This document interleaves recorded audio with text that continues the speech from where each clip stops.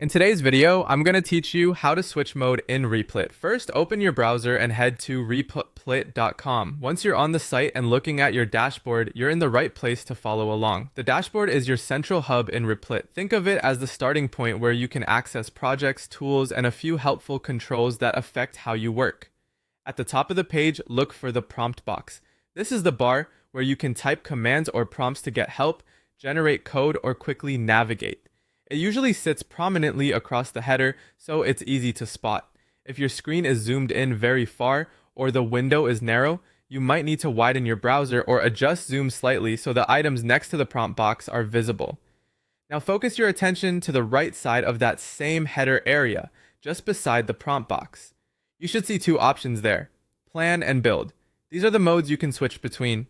Plan is great for outlining work, tracking tasks, and organizing what you're going to do. Build is where you actually write and run your code.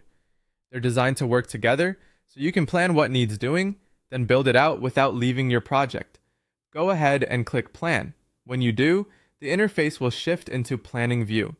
You may see sections for notes, tasks, or a guided layout that helps you prioritize work. This view is helpful when you want to think through your next steps without the distraction of the code editor. When you're ready to code, switch to the other mode by clicking Build. This takes you into the editor, where you'll see your files, the code area, the console or shell, and any preview pages you use to run and test your project.